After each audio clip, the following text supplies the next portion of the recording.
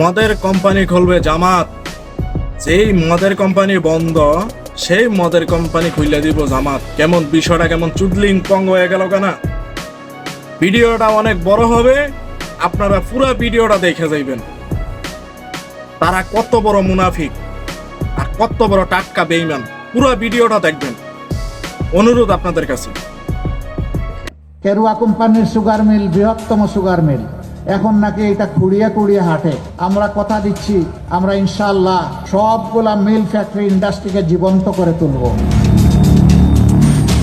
ইসলাম ধর্মে মদ্যপান শুধু নিষিদ্ধই নয়, এটি গর্হিত একটি অপরাধ বলে বিবেচিত। পবিত্র কোরআনে মদ্যপানকে শয়তানের কাজ বলে আখ্যায়িত করা হয়েছে। হাদিসেও মদ্যপানের বিরুদ্ধে মহানবী সাল্লাল্লাহু আলাইহি ওয়াসাল্লামের একাধিক বাণী রয়েছে। অসংখ্য মানুষের কর্মসংস্থান হবে, দেশ উৎপাদনে এগিয়ে যাবে, এইভাবে নতুন নতুন কারখানা গড়ে উঠবে। আল্লাহ তাআলা কুরআন মাজিদের সূরা আল মায়েদায় বলেছেন, হে ঈমানদারগণ, নিশ্চয়ই মদ, জুয়া, মূর্তি ও লটারির তীর এসব নাপাক ও গর্হিত বিষয়, শয়তানের কাজও বটে। সুতরাং এগুলো থেকে তোমরা সম্পূর্ণরূপে দূরে থাকো, তাহলেই তোমরা সফল কাম হতে পারবে।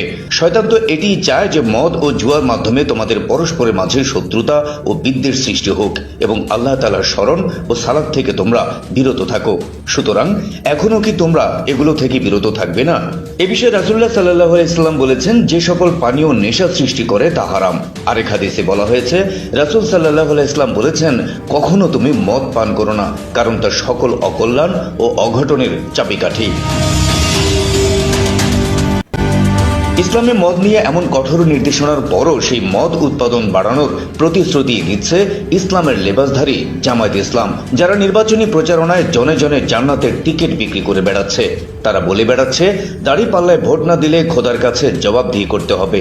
দলটির দাবি, তারা ইনসাফের রাষ্ট্র কায়েম করতে চায়। অথচ এখন সেই ইসলামের রাষ্ট্র কায়েম করতে যাওয়া কাণ্ডারীরাই এবার মদের কোম্পানি সচল করতে চায়। এক জনশতবাক নেট দুনিয়া সোমবার বিকেলে চুয়াডাঙ্গার টাউন ফুটবল ময়দানে নির্বাচনী জনসভায় প্রধান অতিথির বক্তব্যে জামায়াতের আমির একথা বলেন। বক্তব্য শেষে তিনি চুয়াডাঙ্গার দুটি আসনে 11 দল মনোনীত প্রার্থীর হাতে দাড়িপাল্লার প্রতীক তুলে দেন এবং সবার কাছে ভোট প্রার্থনা করেন। মন্তব্যের সমালোচনার ঝড় উঠেছে নেট দুনিয়ায়। ইসলামিক রাষ্ট্র কায়েম করতে যাওয়া, শরিয়া ভিত্তিক রাষ্ট্র ব্যবস্থা গড়তে চাওয়া তথাকথিত আলেমের মুখে এমন কথা শুনে দুও দিচ্ছে সাধারণ জনগণ। তারা বলছে, কেরুর অফার দিয়ে বামের ভোটও দেখি টার্গেট করছেন।